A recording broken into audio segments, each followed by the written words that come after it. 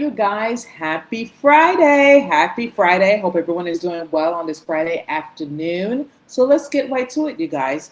So former Marine Brian McGinnis had quite a day on Wednesday in the Capitol. And he basically stand up and said no more.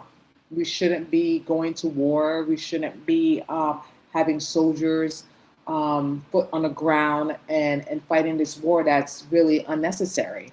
And they stirred him out, and it was a whole big chaos. And watching this video, I'm like, it's so disturbing that they could have easily just removed them and instead of having all this chaos. And I get it, he was shouting during this hearing that they were doing at the Capitol. But come on, he was a former Marine, give him some type of respect. And, for him to just voice his opinion that we shouldn't have a war. What's the benefit of having this war? It have nothing to do with us as an American.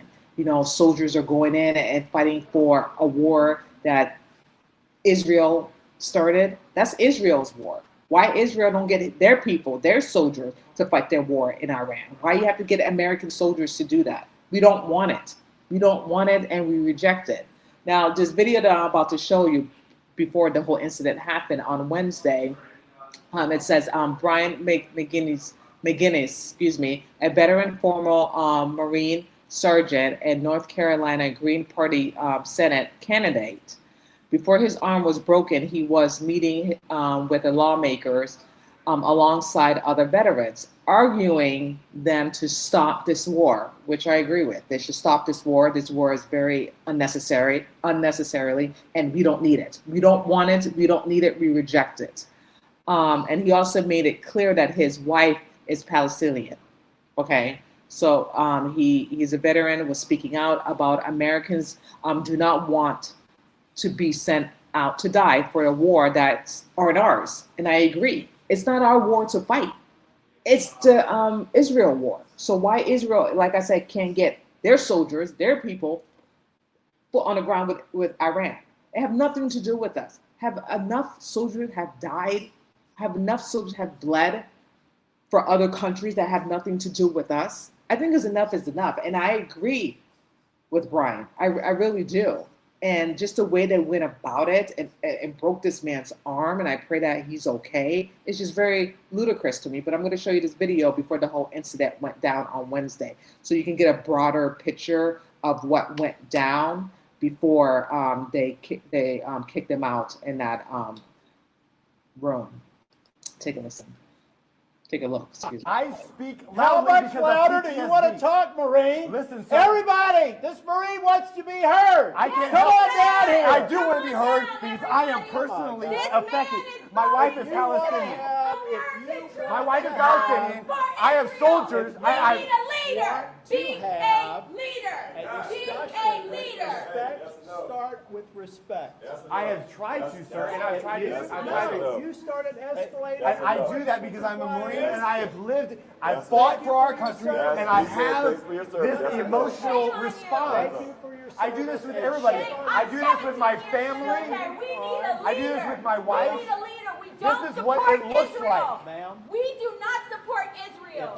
We do not support Israel. How many times do the American people have This was to not say race bait, that? this was It's not genuine. about you. How many more people have to die to support a country that we have no business supporting? You say Israel have no business learning themselves in the United States, but Bibi have Trump in his ears and telling him, in order to get this war started, we have to make the first attack, because Iran, they're immediate threat, even though there's no evidence to the fact that there are a threat. Again, like I said yesterday and this whole week, I would like to know what immediate threat that Iran have for the American people. That's what I would like to know. They're saying that they have nuclear weapons, bombs of mass destruction that's hidden underneath the tunnel. Again, if that is true, what they're saying, do they have proof of that? That's what I would like to know. Do you have proof of that, or are you just going by people what they're saying? You have to actually have proof and evidence to the fact to support that. Because I'm sorry, China have weapons of mass destruction. We even have nukes, more powerful than anything. So I don't understand. We have nukes. China have them. Russia, Ukraine, but you don't see them. Like I said yesterday, you don't see them attacking them. I don't know. It's not making sense to me. Again, what the hell do I know? I'm just telling you what I'm thinking and my thoughts, and showing you, presenting you this video of the incident that happened. It's not. The American people. This is how the American people feel. We do not want to die for Israel. The people. Then it continues on to the incident in the room. Take a look. Reason for this war. America does not want to fight this war for Israel. Let's go. Come on, let's go. America does not want to send its sons and daughters to war for Israel. Your inability to name that shows your exemptness as leaders. This is wrong. And nobody wants to fight for Israel. Like, I just don't understand. Like, they didn't have to be so physical with him. I get it. He stood up and he said what he said, and he has that right to say that because it's freedom of speech. And all they have to do is, excuse me, sir, we need to escort you out. Now, if he refused to, I get it. You have to be a little bit. But I just feel like, is that really necessary? He's a former Marine. You know what I mean? I just feel like they should have treated him a little bit respect. I get it. He's very passionate and vocal, and I get that. And he has every right to be. You know what I mean? Because he doesn't want any more soldiers to die. Rightfully so. We don't want any soldiers to die. It's like we don't want our soldiers, our American soldiers, going to a war to fight a war that have nothing to do with us. You know what I mean? And to die for what? To serve what? What purpose are they serving by going to fight a war that Bibi is the one that started it? And that's his war that he wanted to do from the get-go. You know what I'm saying? It's like he cares about more of his people, of his soldiers, and he's not bringing his soldiers foot on the ground in Iran, but our Americans. You get what I'm saying? That makes no sense to me. Like, why our American soldiers? Why not your people? Why not your soldiers? Why are you doing it, trying to kill our American soldiers? It's just ridiculous. But anyway, that's just my opinion.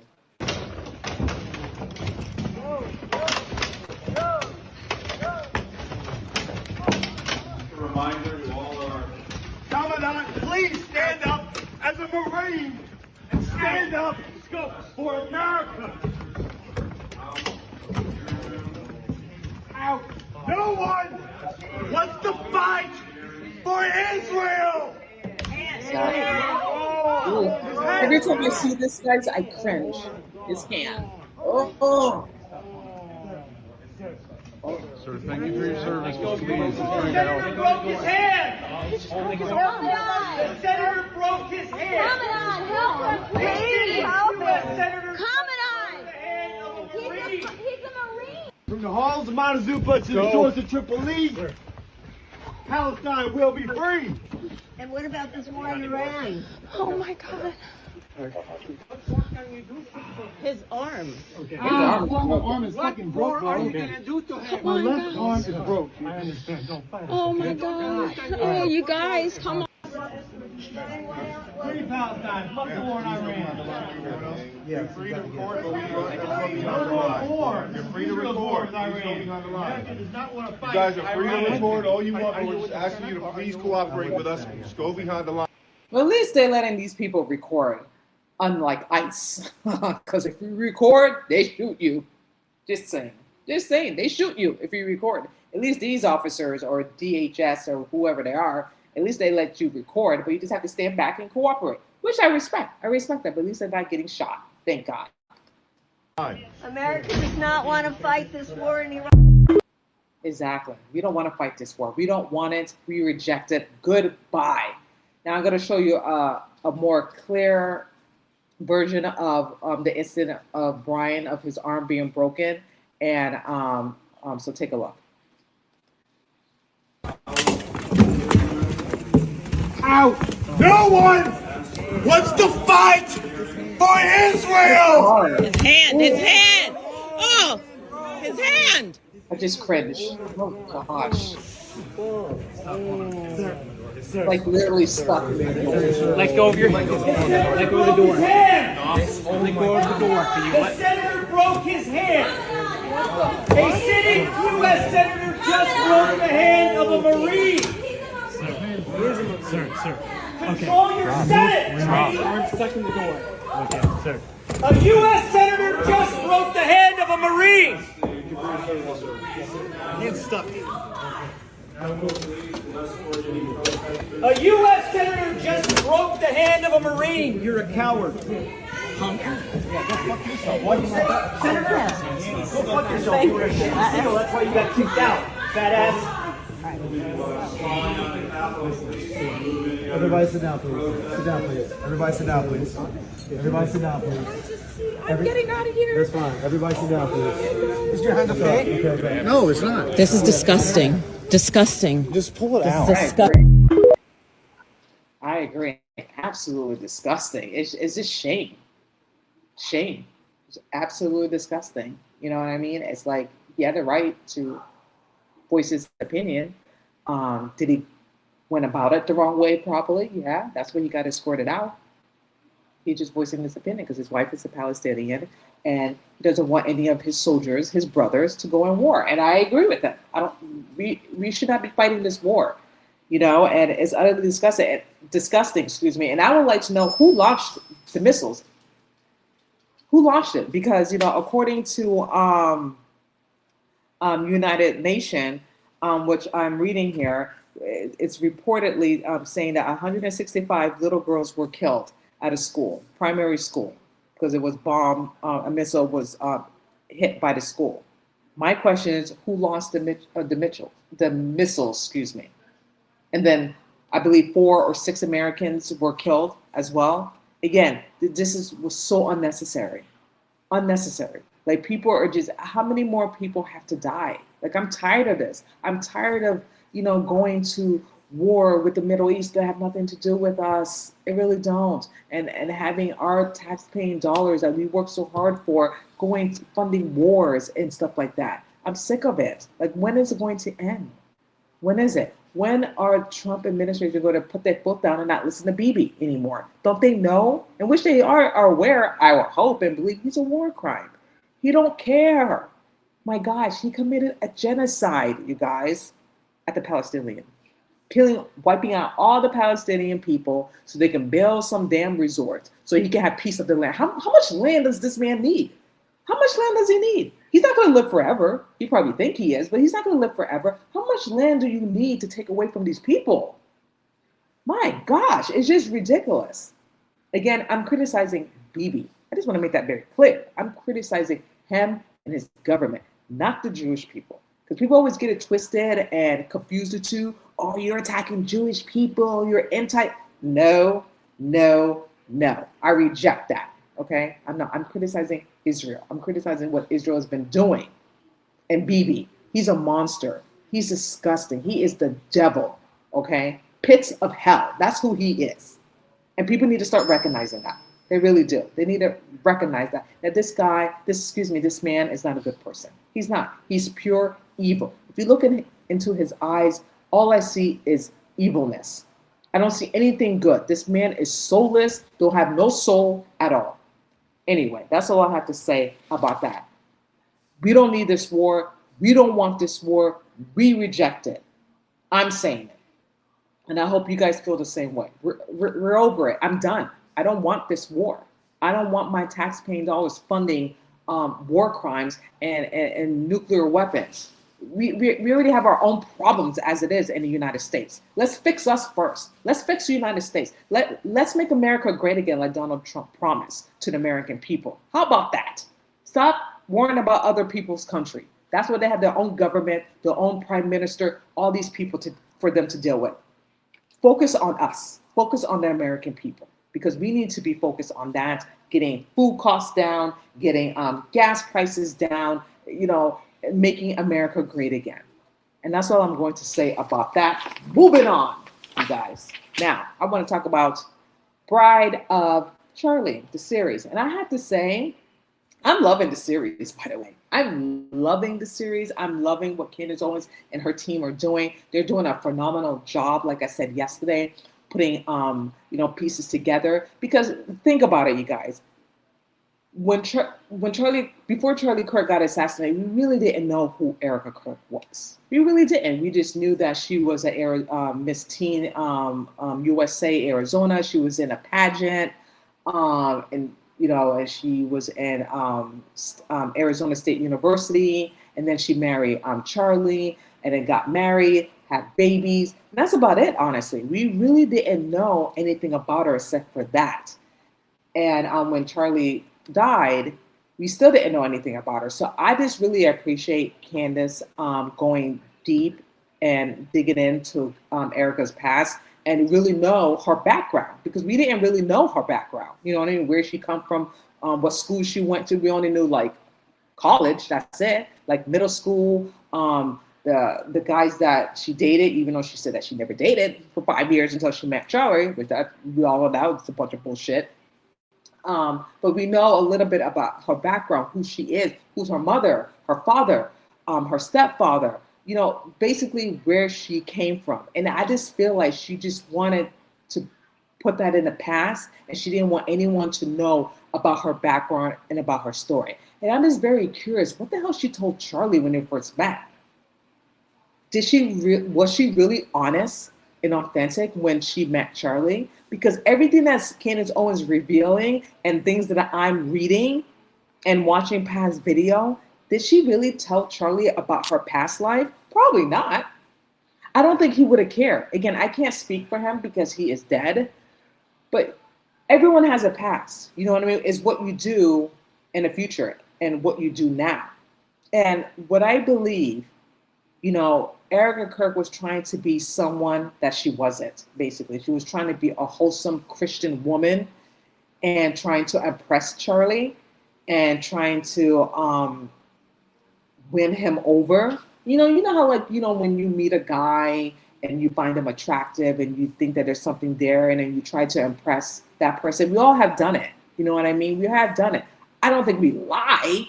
I don't think, like for me, for example, I don't think I lie to have the guy like me more. I'm just myself, but I do like little things, cute things, you know what I mean, to for that person to see the type of person that I am, you know what I mean? But it's really me, if that makes sense, you know what I mean?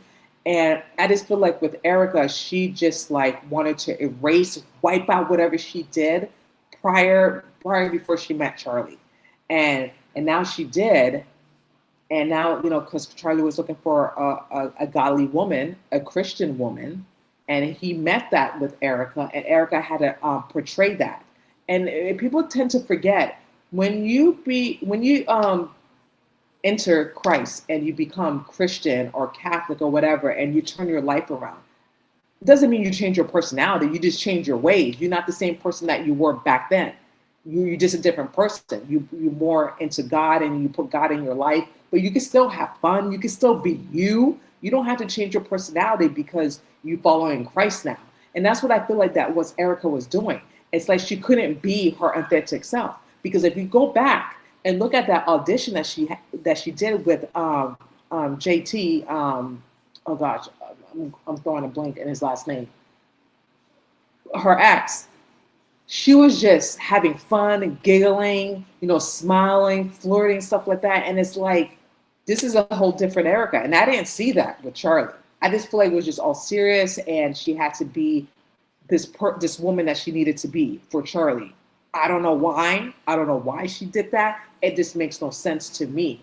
Like I said, it's like she had to change her whole personality, her whole persona just to be the person that she wanted to be for Charlie. It's like she was not her authentic self. Like she was just programming being a robot. And again, why the lies? Why lie about your past? Why lie about that you had boyfriends? Why lie that you never drank? Why lie about that? And my thing is, she just wanted to be a wholesome Christian person, because when she was 25 years old, she was not living a Christian life, even though she said that she was Christian, even though her mom raised her as Christian and went to church and read the Bible. But she wasn't Christian. She was not really practicing being Christian because she had boyfriends. Boyfriends came to her house and stuff like that. normally when you are a devout Christian, you don't have any man, which it's, I'm not judging her, but I'm just saying you don't have any guy come over your house and do God know what. You get what I'm saying? And maybe she didn't want to reveal that to Charlie because maybe she thought that maybe Charlie thought that she wouldn't be serious of her Christianity. I don't know. Who knows? I'm just throwing it out there. But what that episode that I watched yesterday, my goodness, Candace went hard on Erika. When I say hard, she went hard. She was not holding anything back, you guys. She was not holding nothing back. Okay, she can't stand the lies. And I'm thinking to myself, I understand Candace Owens' frustration. I really do, because I don't like liars either. I can't stand when people lie constantly, and for what? What is the whole purpose of lying? You know what I mean? So I understand her frustration, but at the same time, this is Erika that we're dealing with. I think that Candace Owens is starting to understand that, and that we're dealing with a psychopath that continues to lie, and she believes her lies, and maybe she's not aware if she's lying. Maybe she don't know. Maybe she's programmed. She says one thing one day, today she says something different, and she's not aware of what she said yesterday. Again, that could be programmed. She could be programmed. You know what I mean? Maybe she's AI. I don't know, because I don't know how anyone can lie like that and not be consistent. If you're gonna lie, at least be consistent with your lie. But she's not consistent. Like I said yesterday, she's all over the place. That's what I'm saying. Is she AI? Is she being programmed? Is someone telling her? And I just believe that maybe it's her mother. Her mother's in her ears because she's very super close to her mom. And I believe her mom is driving all this from the beginning. Because think about it. Who is Erika Kirk? Before she met Charlie, who was Erika? And as you can see, and as Candace Owens is bringing things out of Erika's past, was she like this all this time? Or was her mother brainwash her, or did her mother train her to be something else, someone else? That's a possibility.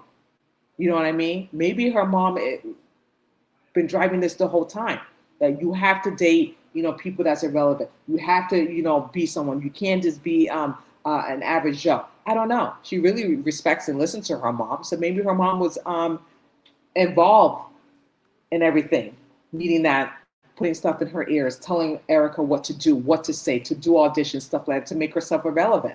It's possible. But take a listen to Candace Owens of her podcast yesterday, how she is like deeply, deeply, deeply frustrated of Erika's lies. She can't take it anymore. She's just so over it, over the BS. Take a listen to Candace Owens.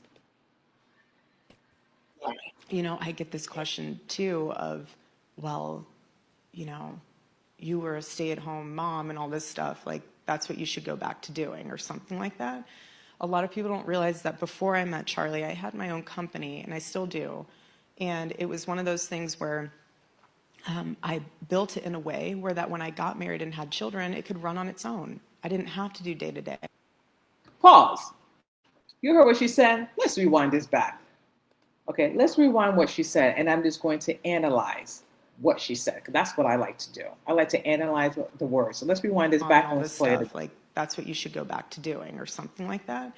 A lot of people don't realize that before I met Charlie, I had my own company, and I still do. And it was one of those things where I built it in a way where that when I got married and had children, it could run on its own. I didn't have to do day-to-day. I could check in, but I didn't. Pause. If that's the case, right, and Charlie Kirk is no longer right here, right? He's dead. Why appoint yourself as CEO? Why appoint yourself as CEO? Why Erika couldn't have someone else who's more qualified to run the organization while she grieves privately with her children? Even she said she has her own business, right? She doesn't have to be there all the time. She can check in every now and then. She can do exactly the same thing. Even she didn't have to take the CEO position, but she wanted to. She wanted that power, okay? Now Charlie Kirk is out of the picture. She got the throne. She is his successor now. Okay, excuse me. If she would have had someone else took over as CEO temporarily until she got her mind right, until she processed the grief of losing her husband, the love of her life, the father of her children, she could have checked in every now and then to make sure things are running correctly. She could have done that. She chose not to do that. She probably had that option. But as soon as Charlie Kirk was dead, after the memorial, they had a vote. Sign her in, vote her in. She's in. She is the CEO chair of Turning Point USA, the biggest organization in the world. Okay? A multi-million organization. You get what I'm saying? So to me, that's full of shit, what she's saying. Full of shit. She knew exactly what she wanted and what she wanted to do. That's just my opinion. I'm just observing what she's saying in her own words. Let's continue. Have to do day to day. And that's the beautiful thing is like young women in here, if you do create a company or a business and you're an entrepreneur, build it in a way that it sustains itself so that when you do find your husband and you have children, family, that's your main focus. You can have your calling on the side of your company, but your main focus is your husband and your children. And there's something beautiful in that. Unfortunately, I did not see my life being like this. I didn't. So when people are like, oh, she's now this role, I'm honoring what the Lord has put in front of me, and I'm also honoring my husband's request. And now I have to be the sole provider for my children. That I don't like. Sole provider. Girl, you're rich. You got money. You have money now. You have Charlie Kirk life insurance, the children's life insurance once they get older. Now you have Turning Point $10 million life insurance. How many is that? That's 3. 10 million. The woman is rich. So for her to say she's the sole provider, why would you say that? To me, I don't like that.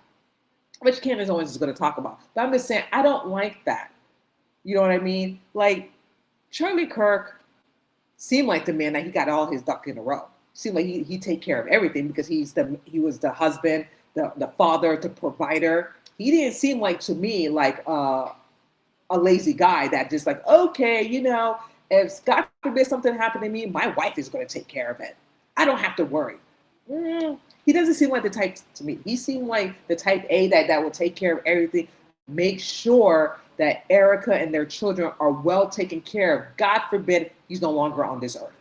So I just don't understand why she said that. I just don't like that. Anyway, people might say something, well, you know, there's nothing wrong with her saying that. But she's not the full provider, though. Charlie was, okay? She is taking $10 million from Turning Point USA insurance policy. On top of that, his own policy and the children. So she was already set for life.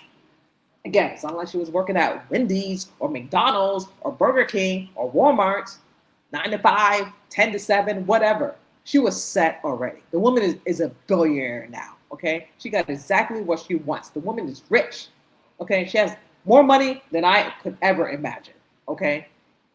Continue. And again, this is not a business card opportunity. There's something very biblical and a woman honoring her husband and stepping up and standing in. I have an amazing team. I do, and I could not do it without them. Again, my focus is on making sure my children are amazing, young, biblically aligned little humans. But again, you perspective, your life is so much greater than just this blip on a radar. And my focus is always making sure that everything that I'm doing is leading me closer to heaven, not further away from it. It is starting to frustrate me. There's so much happening there, so many words. It's sounding like Lori Frantzfe's bio. None of it's making any sense. None of it can plausibly be true. For clarity, Erika is completely full of it. I mean, she is septic at this point. It is an absurd answer for so many reasons. So let's start with number one. She's lying. Okay, she's claiming that she ran a business before she met Charlie. That's her point. I was running this business, and then by the time I got married to Charlie in 2021, this business was sustainable. She used her mom's favorite vocab word. Okay, so let's start with that. What business was Erika Kirk running before she met Charlie? I can assist. I was there for this. Okay, the business that she is referring to is a clothing company that prints Bible verses onto T-shirts. effectively, just Bible verses onto t-shirts. I remember this vividly. Charlie, she does streetwear. She makes t-shirts. Kind of said like he didn't really care what she did because he was looking for a biblical wife, right? Like, I'm going to take care of her. It sounded more like a hobby when Charlie explained it to me. But I also spoke to her and met with her and was aware that she was working on this fashion business, making streetwear. Oh, how new and inventive.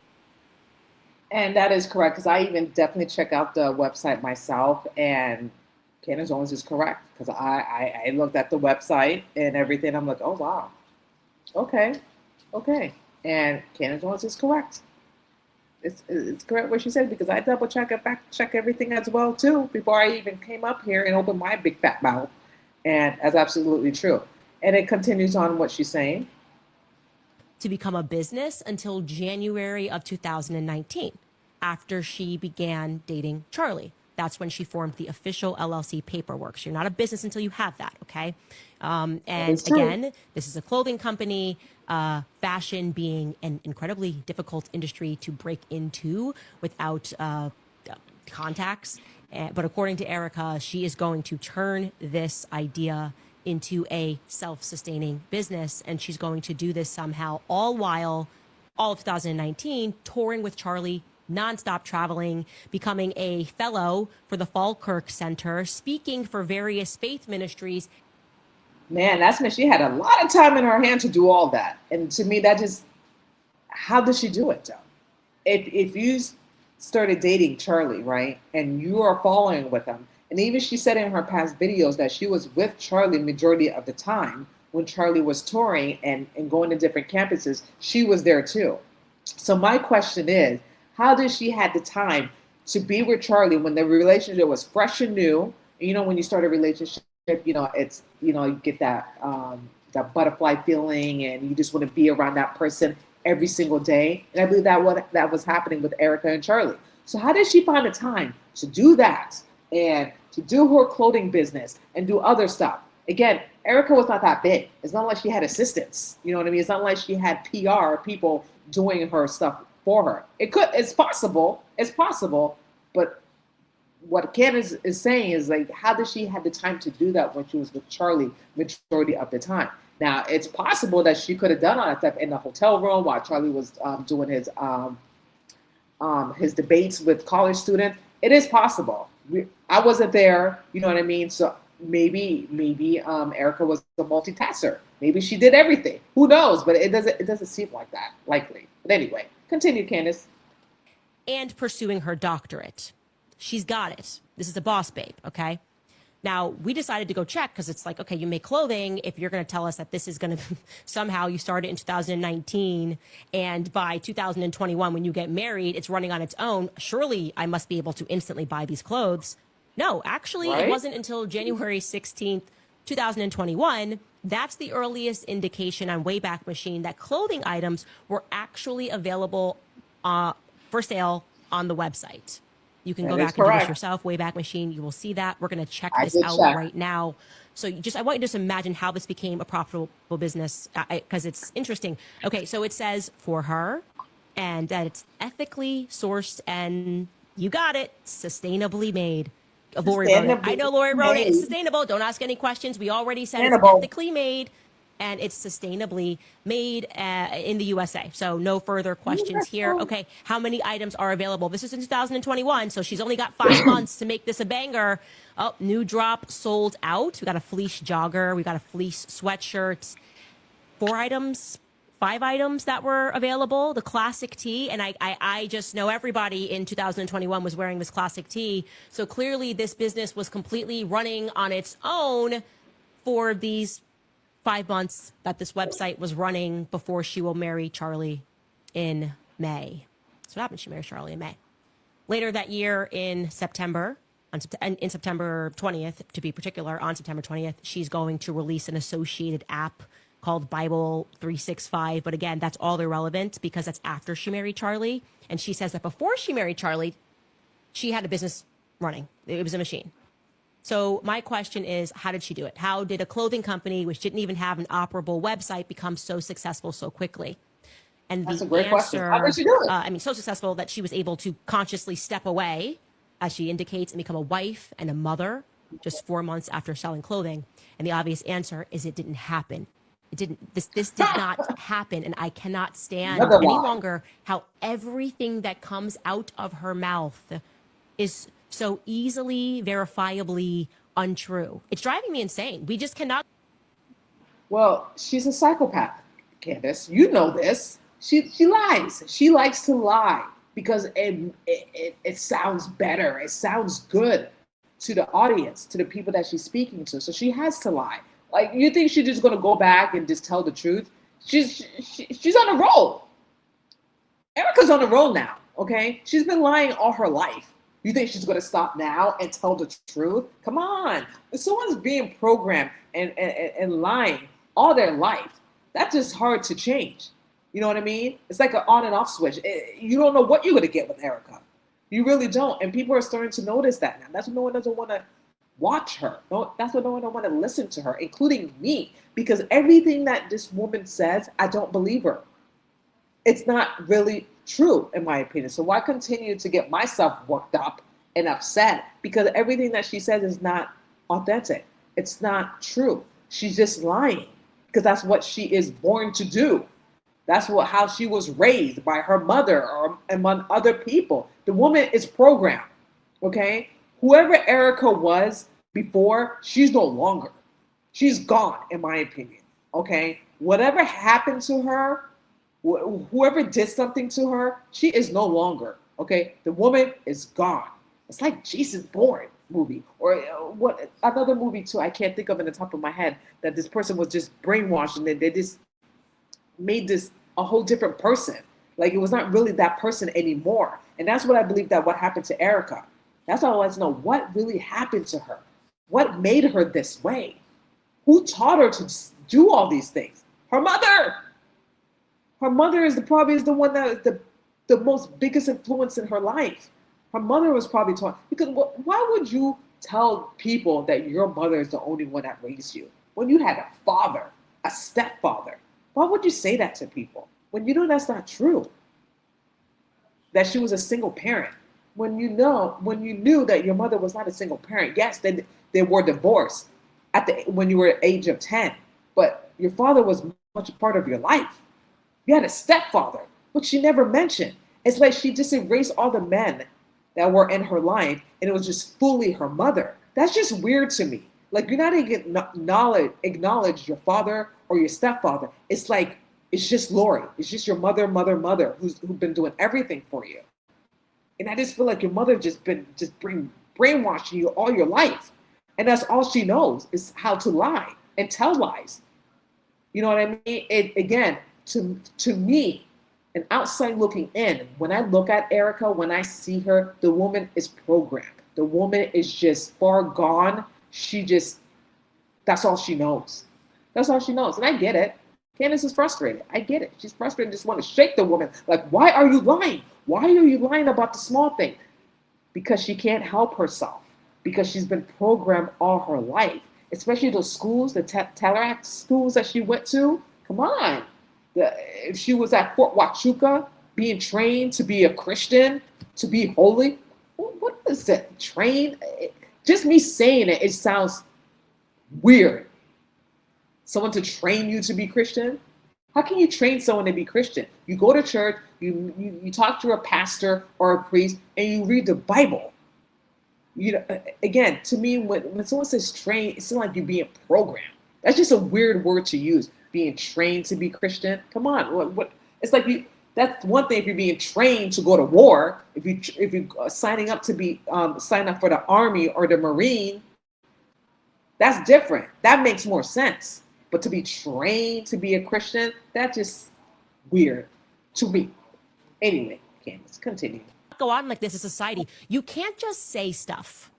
That's one of my rules in life. You can't just say stuff. You can't just say words and just keep saying words and then just expect everybody to accept those words. You can't just have a Lori bio in life. Okay? I want you guys to think about that as you go through your days, as you go through the weekend. You can't live your life like a Lori Francois bio. It doesn't work like that. It doesn't work for me in particular. And by the way, I just wanted to say off top that like fact check untrue. That's before we even actually officially dive into the substance of the claim that she's making to this audience, right? Oh, how are you doing this? Well, of course, because God so willed it. She must continue Charlie's company. This is biblical. She's honoring her husband. It's biblical. Don't ask further questions. Erika is being a fantastic wife by her kids now only have one parent by dividing her time to be a CEO and a chairman. It's not what she wanted. It's the hand that she was dealt.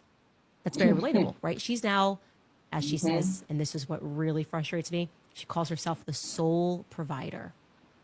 Okay. It frustrates me because what it truly does is it discounts who Charlie was, how genius he was, how financially savvy he was. Like she's trying to relate like she's just like a single mom and working a 9-to-5, working at a restaurant, trying to make ends meet for her children, and the father's gone. No, she's not implying in any way here or being clear here that Charlie had a life insurance policy both at home, at work, which she would have benefited tremendously from. In fact, some people have done work. And I believe just at the life insurance policy that Turning Point had for Charlie in the event of his passing, Erika was set to receive $10 million from his work policy. That's so crazy. This is an insult to Charlie because it implies he had nothing, it did not have their affairs in order at all. Like he just had kids and was just like, oh, well, if anything happens to me, I hope my wife is able to assume my role. No, Charlie always had his financial house in order. Investments, whether he was investing in real estate, he had trust for their children. A life insurance policy would have been a no-brainer for him. And like I said, she benefited to the tune of millions. She also wants us to forget that, parking aside Charlie, let's actually pretend that Charlie was financially irresponsible and just, was able to run this massive business, but somehow never thought about his kids or his legacy. She wants us to then forget that millions were raised just for her and the kids by complete strangers. And that I was not aware of. Like when Candace Owens mentioned that Tucker Carlson raised $5.2, I believe, $million. That's incredible. That's amazing. In addition to Charlie Kirk's memorial. So the woman has boatload of money. The woman is rich and they're not being taxed because that's an organization. Nonprofit. Isn't that crazy? It's just crazy. Strangers online that were just starting GoFundMe and maybe $1 million here, $1 million there. She's also trying to pretend that she's not a multimillionaire who did an alleged $1 billion deal with a man named Pierre. No, she wants you to believe that she is just like you, only worse off because she's a single mom trying to survive for the... Pause. I just feel like Erika Kirk is trying to make she's trying to make us feel like, what's the word? Oh my gosh, relatable. And there's nothing relatable with me and Erika. You're filthy rich. You have high security bodyguards. So I can't relate to you. No one can relate to you. And that's what it seemed like, what is coming across with Erika. She wants people to relate to her. No one's not relating to you. Maybe a few people are because they feel sorry for you. They feel like you're the victim because you're a grieving widow and people can't see clearly what's happening, what she's doing. Oh, just a little lies there, lies over there. Doesn't mean anything. Doesn't mean that she killed her husband. And no one's not accusing her. I kept saying, and I stand by what I say, I believe that she had common knowledge what was going to happen to her husband. I did not say she had any involvement, but I believe she had common knowledge. I didn't say she pulled the trigger. She had some type of common knowledge what was going to happen, what was going down. And people from Turning Point USA employees too, because $10 million missing from Turning Point action. And the thing is too, with Lori, Erika, and Tyler, they're all connected. They know each other. Because why you don't want to answer the question when Candace asks you, how did you meet Tyler? How do you guys know each other? You know what I'm saying? And now that I'm thinking about this too, before I continue on with this, I believe this was, like I said, yesterday and this week, I believe this was all freaking staged. It was. And Tyler was one of the main guy that orchestrated by having other people to meet Charlie, putting other people in Charlie's life, including Erika, including himself, including other shady people. Okay, remember Candace was there in the beginning. Okay, and Candace warned Charlie about certain people that Tyler was putting in Charlie's cursed life, but again, he didn't want to see. Maybe he saw the good in people. You know what I mean? And he was young. On top of that, he saw the good in people, and he wanted to give people a chance. But it seemed like it always boils down to Tyler. He is the main character that met Charlie, which we don't know how they met. And he put all these people, all these corrupt, disgusting, evil people in Charlie's cursed life, because Tyler probably knew that Charlie was going to be big, especially in that organization that he built at the age of 18 until his last life. Okay? He knew. And I just feel like this whole thing was just planned and staged from the get-go. Like they orchestrated this. That's just the gut feeling that I'm getting, you guys. Okay? And again, I believe that Lori knew Tyler and other people, the Farnsworth, all these people prior, all connected. And she don't want to say anything. To me, that raised a red flag, and to me, that's suspicious. Okay? But then again, everything's going to come out. So by Erika not responding or answering the questions, it's just going to come out. You know what I mean? Even though Erika's not going to tell the truth and be honest, but then it's just going to give a brighter picture of who Erika is, and the people that she surrounds herself with currently, okay? Because she surrounds a lot of people who are corrupt, one, are perverts and pedophiles too, and it doesn't look good. It doesn't look good. And military, all of this is military based as well. It doesn't look good for her, especially as CEO of Turning Point. It doesn't look good. So even though she's not going to come clean or be honest with none of them, but what Candace Owens is doing is planting the seeds to everyone. This is what we're dealing with.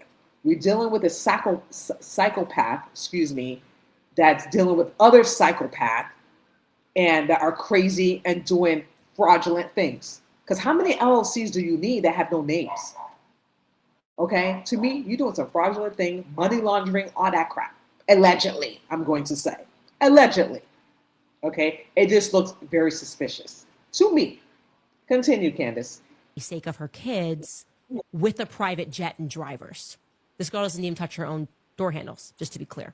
She's constantly got, also a fleet of security. But she's just like you.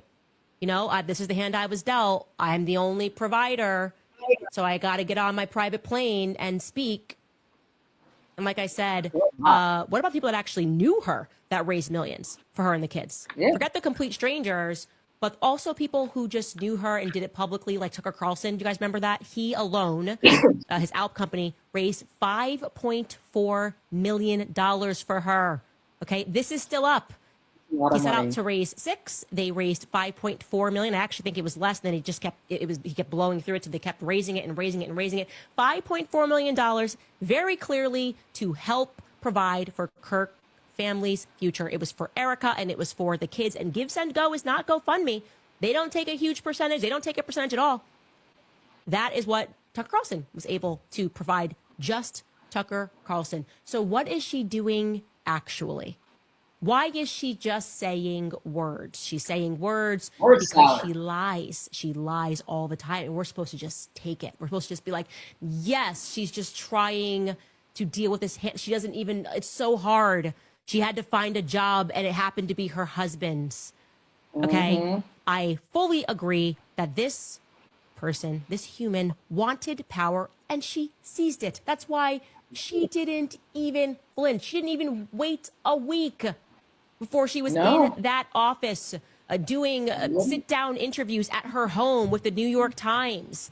She didn't even wait a week to pretend that she was grieving. She was back in the office. She cannot honestly state, and by the way, this is just a matter of common sense, Erika cannot honestly state that her focus is both on her children and on It's impossible. Because it's not possible. It's just not possible in a one parent home. It isn't. Nope. Even if she had a job that was part-time in a one-parent home, she would be being crushed by her schedule. Okay, that's the whole thing. You're designed to have two parents in the home, and now she has to step up to the plate, pretending she has to step up to the plate, and she's going to take on not a regular company, but an empire. She's just going to take on Turning Point USA, and she wants us to believe that she's both putting her children first and putting the company first. Now, I assume that Erika knows that I get leaked everything. By now, they clearly know that.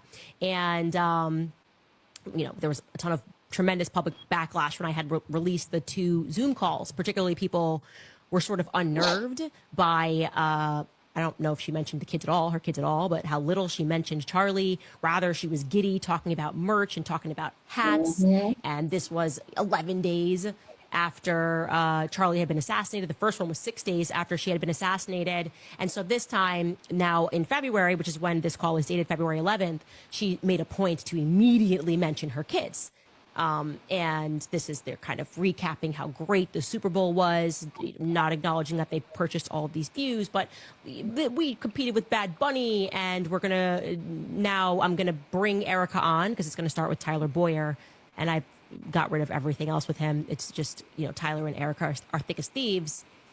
And so you're going to hear him explain that they're opening a new office, of course, in Las Vegas before Vegas. And this continues on the Zoom chat. So take a listen. Office. That's not endearing. This is wrong. They should not be with you 9 times out of 10 at an office. That's not the environment that children are supposed to be in. They're not walking through. And by the way, just in case you don't know the setup, where Charlie worked is completely separate from where everybody else works. Okay. He has his own building and a small amount of the team is in the building. I agree. Like for 2 small babies, two small toddlers, you know, it's not a place for kids to be in a place of business. You know what I mean? I never been in a Turning Point office. You know, I'm going to take Candace Owens' word face value that Charlie Kirk had a separate building, separate office. And again, it's no place for toddlers to be at. My thing's about to die. To be, you know what I mean? They should be in a home that they're familiarized, where they have memories of their father, especially the daughter, because the daughter is a little bit older, you know, like 3, opposed to the little boy that he was very young when Charlie passed. But I agree with Candace. I don't think any kids should be at a place of work. You know what I mean? Like Charlie, I don't think Charlie would like that. You know what I mean? She was a stay-at-home mom, Erika. And that's when Charlie worked. He's the one who provided. So I don't understand why Erika said that she brings her children there every now and then. Like she says, I bring my babies to the office 9 times out of 10, and a lot of you have interacted with them, and it's very sweet to me. It is very precious to them. And I'm like, okay. It continues on because then they know you guys by name, and they will come to me and they will say, did you know that so and so gave me stuffy or something like that? Thank you. My kids are my world, and I love bringing them here because they get to see what their father built and what you guys all continue to build. So that personally means a lot to me. I just wanted to say thank you for that. Again, why bring the kids to your husband place of business? It doesn't make any sense. It doesn't make any sense, and that's what Candace Owens is explaining. They're not familiar with the entire office. They're not walking in being like, "Oh, this feels like Dad. This reminds me of when Dad used to." What? You weren't even at the office. You just said in this speech that you were a stay-at-home. Yeah, another thing. She's right. She was never at the office. She was a stay-at-home mom, and that she had said that. So again, I don't know why she would bring her children to a place of business. Kids should not be in at an office at all. They should be at a home with her. It's just so weird. She's just so ass backwards. But anyway. Mom, while you guys were married. So why would this place remind your children of their father? Your toddler children of their father? This is a corporate office. This is not home. It's like, why do I need to communicate this with you? Are you just surrounded by robots? Are you a hybrid, Erika? Answer yes or no. Like, I don't understand why they don't understand why none of this is normal. Why are we having to explain to Turning Point USA why all this is off? And why does it feel like... Because Turning Point don't care. They don't care. Listen, and Candace knows this too, probably. Turning Point don't care. They just want their money. They don't give two shits what Erika has done, is doing. Whether she brings her babies to the office or not, they don't care. They can give two flying you know what. They want their money. They want their checks. They want their paychecks. They want to get paid, do their business, whether it's fraudulent, fraud, money laundering. Who knows what they're doing at Turning Point? Who knows what they're doing in that organization? They don't care, even though they may think that that's weird and that's not appropriate. Do you think they're going to say anything to Erika, the CEO? They don't care. They think that this is normal. They live in the normal life, even though you and I think that that's not normal for kids to be in an office setting when they should be home. Like, do they even remember? They don't. They little. They don't even remember of that office. And again, it's two separate entities. It's two separate offices. Even Candace Owens said that she was not. Charlie Kirk had a different office in a different building. Again, it doesn't make any sense. Erika doesn't make any sense. Maybe she is a hybrid. Again, I keep saying she is programmed. The woman is programmed. She doesn't know what is going on unless someone tells her what's going on. Okay, she's not there. The more you guys realize that, the better you're off and not getting so upset about Erika. She's a patriarchal liar. She lies. That's what she does. It's never going to change. She's never going to change. She's been lying her whole life. Okay, she's what, 37, 36? That's hard to undo. When you've been lying 36 or 37 years of life, that's hard to do. That's hard to unturn, if that makes any sense. Okay, it's hard, and I get it. I get it, Candace. You just want to shake her and give her, put some sense into that woman. But it's too late. I'm sorry to say it's too late. That woman is far gone. She got what she wants. She's a millionaire. She's untouchable. And she wanted it that way. She wanted it that way. Continue on. She intentionally just edits a little bit after feedback, like they're just downloading an algorithm, you know? Like people are say, you shouldn't be wearing sparkly pants. So then she's like, okay, download the new algorithm says wear black. And then she's wearing black. And then they're like, I don't think her tears are real. So someone's like, do not use tissue, drop tear on cheek. And then she does it and she lets the tears flow. There's just like little updates that are being made each time because I don't know, there's just no sense of common humanity there, a common understanding of how humans should be behaving. And they're like trying to teach a hybrid what to do. So they're like, oh, okay, got caught. Remember when you were cheering about the hat sales, the merch. So this time mention how much you love your kids. Thank you for watching, my kids. I look forward to learning your names. It's all driving me crazy. The lies are driving me crazy. The things that she's saying, the words that are coming out of her mouth are driving me crazy. Word salad. And I need it to stop. We'll take a brief break and we will be back. All right, you guys, Mimi Skincare. Pause. She's not going to stop. I can just tell you that right now. She's not going to stop. She won't stop. Okay? She's going to continue. She's going to continue with her lies, her shenanigans. I'm sorry, Candace. I just have to break it down to you, and she's not going to stop. What you're continuing to do and your team is just exposing her and her lies and her background, and people will see her true colors, okay? That's all you can do, and that's all Candace is doing with her small team. She's not going to stop. She's not going to change. Point blank, period, okay?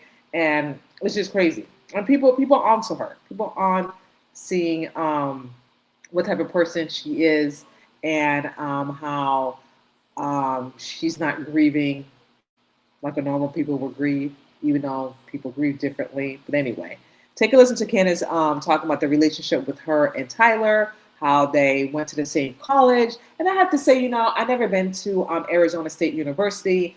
I will think that it's a big campus. It's not a coincidence that she transferred there. You know what I mean? And again, I don't believe in coincidence. I think everything happens for a reason. I think everything was planned and staged, and they knew each other. So Candace Owens is going to explain that to you, and I'm going to give you my thoughts about it. So take a listen. Both of them having been involved in Romania, also during the very years of Jeffrey Epstein, by the way, who, like Tyler, was involved particularly with modeling agencies in Romania. It is also worth noting that the university, Arizona State University, was the #1 university that was mentioned in Jeffrey Epstein's emails, about 3,500 times, paling in comparison to the other universities. I mean, the other universities were paled in comparison to Arizona State University in terms of mentions. It was like 3,500 for. Pause. You know, I keep saying it all reroutes to Jeffrey Epstein. Jeffrey Epstein. Jeffrey Epstein. It's all connected. Jeffrey Epstein. I'm just saying, you guys, Jeffrey Epstein. Just remember that everything is connected with Jeffrey Epstein. Even on that disgusting sex offender, pedophile, that filth, that piece of you know what, his name is still surfacing. It's all connected. Whether he's dead or alive, his name still surfaced. And again, I'm just going to state this. I don't believe he killed himself. It was probably staged to look like he killed himself, okay, and make it look like he's dead and he's probably off somewhere in Tel Aviv. Again, I don't know if that's really true or not, and I'm not going to go in that rabbit hole. But what our government's doing, I'm in that conspiracy now, because I never believe in conspiracy theories. I never did, because I like to go by facts and what the evidence is presenting to me. But while our government is just lying and constantly lying, and we're catching their lies, anything is possible. Anything is possible. That Epstein is alive somewhere in Tel Aviv, because they like to protect their own. They like to protect the pedophiles. They really do. And not crimes, but the law, it's not for them. It's for us, people like us. So if we commit a crime, we have to do the time. But if these people, the rich and elite, commit a crime and having sex with underage children, they get a pass. They don't do their due process. There's no investigation. You have money, you have connection, you have people, you get a pass. They let them go. But people like me and you, we have to obey and follow the laws. Isn't that something? But for the rich folks, the laws don't apply to them. And it never does. It never will. Let's just be real here. The laws and the rules will never apply to the rich folks. So they can do whatever they damn well please. And they are aware of it too. That's why they do it. That's what they've been doing it for so long. They're aware of it. They're aware that they can commit crimes, kill people, have sex with underage girls, and that's okay. And they won't be touched. But people like you and me who commit crimes, we have to deal with the consequences, because there's laws for us and no laws for the rich and the pedophiles. Continue on. Arizona State University, and then second place was some university that was mentioned 100 times. Now, it had already been discovered even prior to the email dump that Jeffrey Epstein had given money to Arizona State University, $250,000 of his own money, plus over $2 million through various associates of his. He started giving to Arizona State University. Listen to me. Jeffrey Epstein began giving to Arizona State University in December of 2010. That is correct. Just a couple of months before Tyler gets elected to the Board of Regents, just a couple of months after Tyler gets back from Romania. And that is not a coincidence, okay? Listen what she's saying. It's suspicious that Epstein started donating the university in December of 2010, like she said, 2 months before Tyler became a student rep and soon after returned to Romania. You telling me that's a coincidence? Nothing's a coincidence but Epstein. When Epstein's involved, there's nothing coincidence. Nothing. And he gave all that money, all that folklore money for the goodness of his heart, because he's a good guy, he's a nice guy. Bullshit. It's crazy. Jeffrey Epstein donates through what is known as the Origins Project, a project for space exploration. You might be new here, but I keep telling you guys about NASA. And what happened with Operation Paperclip? And they said, these scientists are going to get us to space. And I said, no, they weren't. they were a bunch of pervs, and our CIA transported them from places like Vienna throughout Germany and brought them here and then told us they were actually genius scientists when they were not. They were harming children and developing the Monarch program, the precursor to MK Ultra. Anyway, I've said that so many times, I know that you already have it in your mind, but it's interesting that of all the things Jeffrey Epstein is giving to a space project, we did not go to the moon. Parking that aside.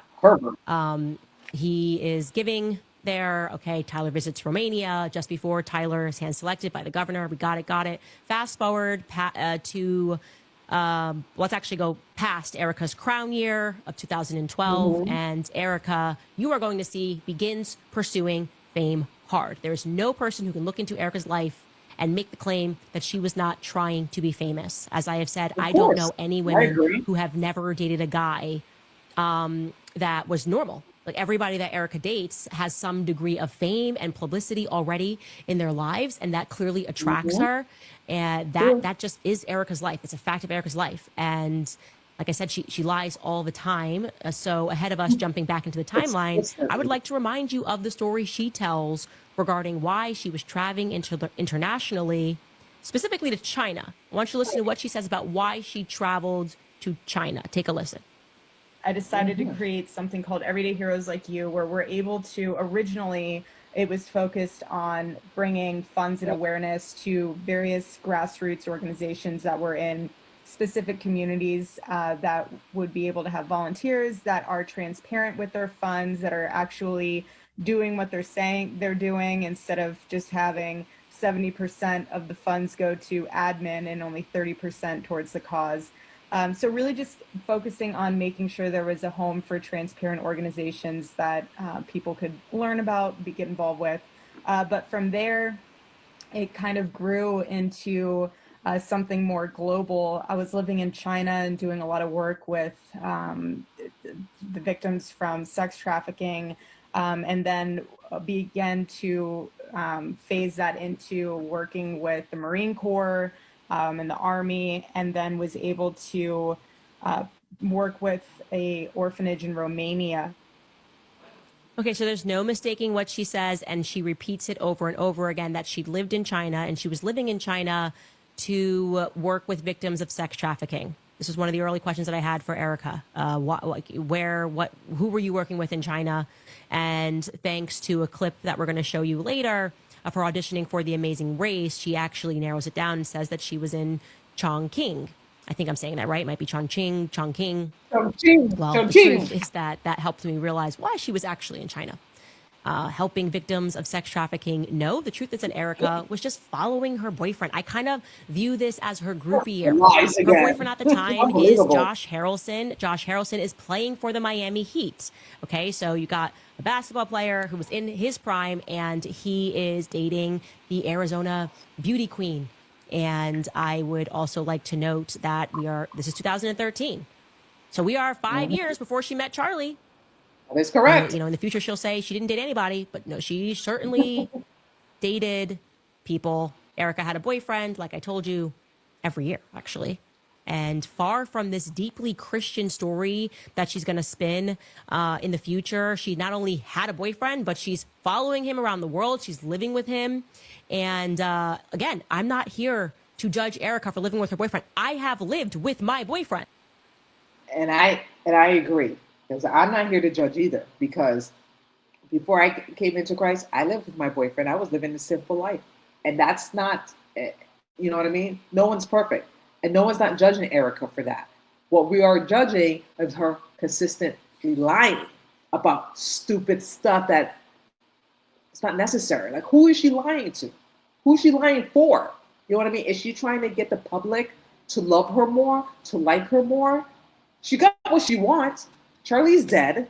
She is the CEO of Turning Point USA. She has tons of millions of dollars. She's untouchable. So who does she have to prove? She doesn't have to prove to anyone anymore. She got what she wants. She has the power. She has a crown. She is she took the throne of Turning Point. She is famous now. That's what she wanted from the get-go. So why is she lying? And who is she lying to?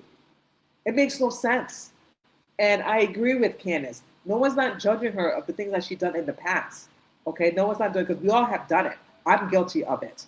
But I'm not going to sit down and someone asks me a question, Cheryl, have you dated before you married your husband, Oliver? And I just told you, no, I haven't dated anyone before I met. And then you go look at my social media feeds or pictures, whatever, you're like, what the hell, Cheryl? You're freaking lying. You have dated. You had boyfriends. That's the problem that people are having. And there's no shame of that. If people ask me something, I'm going to say, yes, I done it, because I'm very transparent. I don't need to lie. That is my past. That is not who I am now. And I'm very straightforward. I'm very direct, and I'm very open. If someone asks me a question, I will tell you the truth. There's no reason for me to lie. You know what I mean? We all make mistakes. We all have past.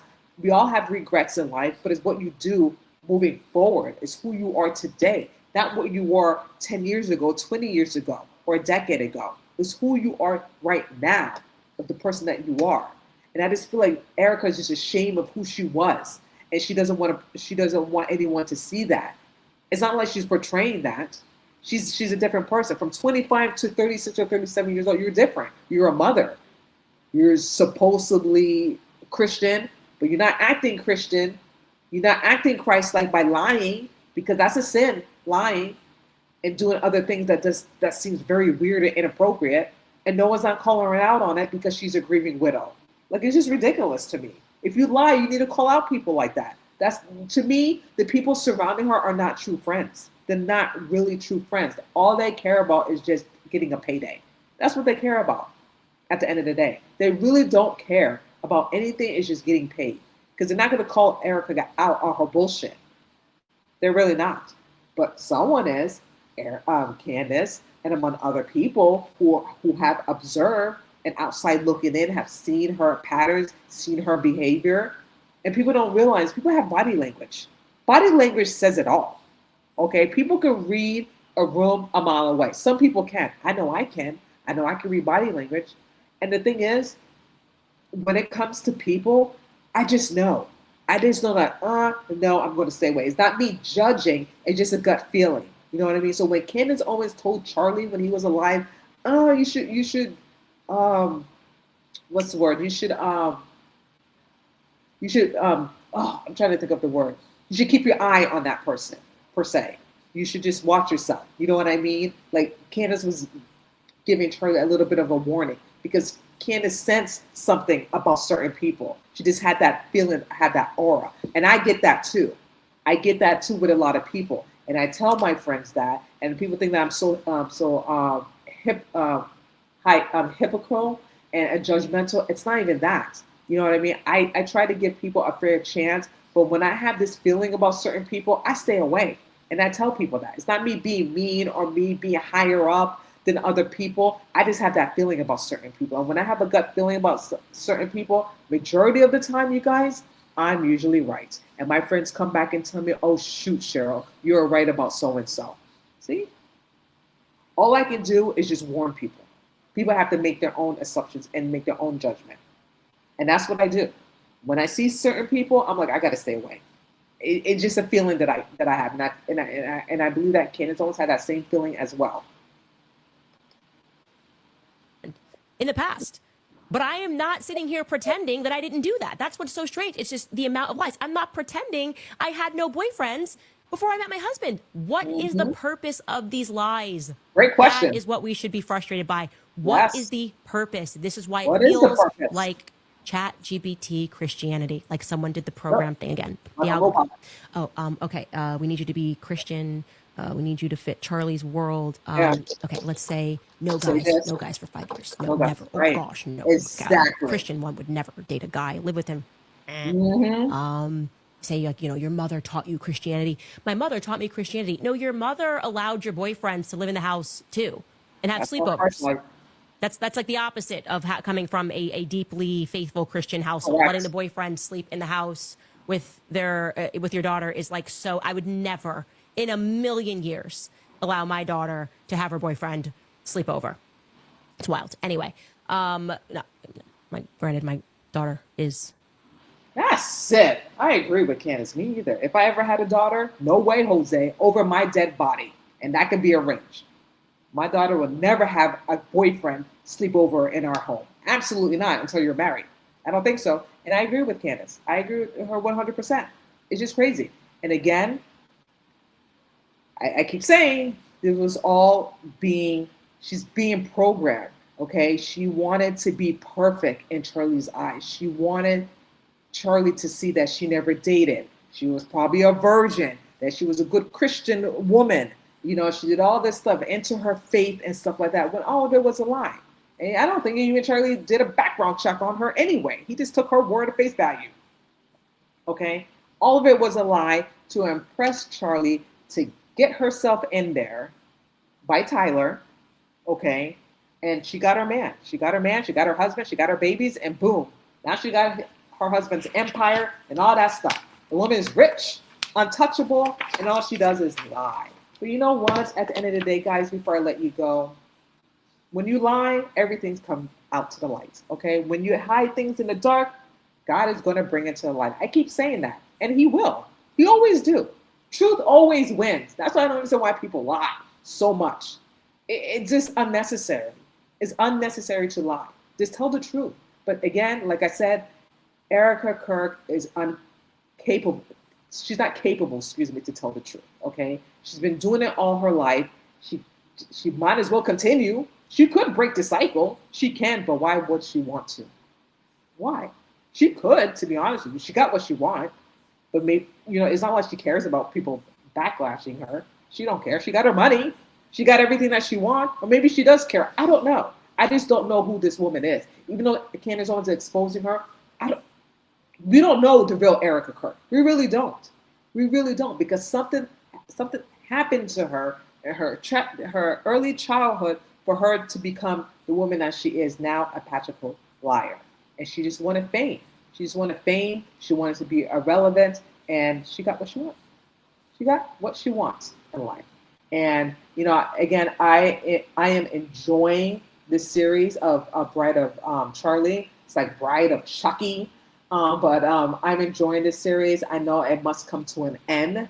Candace Owens doing 2 more episodes until she returns back to investigating of Charlie Kirk murder.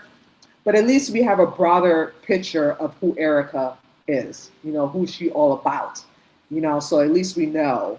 And in the back of our mind that this woman's not to be trusted. She's a patriarchal liar, and nothing that she says or do is from the heart. She's not Christ-like. I can honestly say that.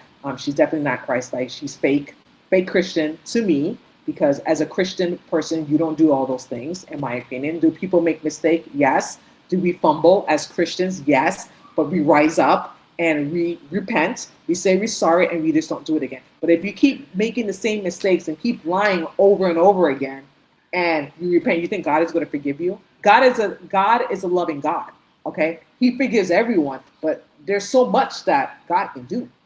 And you're going to feel his wrath. And Erika is going to feel that wrath. She is. Because you can't keep lying to people and saying all these crazy things, making people to believe you, make people to be relatable to you when we're not relatable to you. You have tons of millions of dollars, sister, okay? I can't relate to you with that. You lie. I can't relate to you with that. You're not authentic. I can't relate to you with that. So for you to try to be relatable to people, like to other people, it's not working. That's just my opinion. It's just not working. It's not. And things will come out because they always do. Anyway, you guys, thank you so much for joining me live on Rumble. I really appreciate each and one of you for joining me, and let me know what you think about this video. Please support this video, support my channel as well, and YouTube, even though I've been on timeout with YouTube, which is fine. Everything happens for a reason. I'm just so happy and pleased that I'm here live with you guys on Rumble, and I'm going to be doing this more, whether or not YouTube takes me back or not. If they do, fine, but I'm going to continue to do more live on Rumble. So I do really appreciate your love and your support. So just please support this channel. Thank you so much, you guys. Have a great weekend. Stay safe. God bless. And I will see you guys on the next live.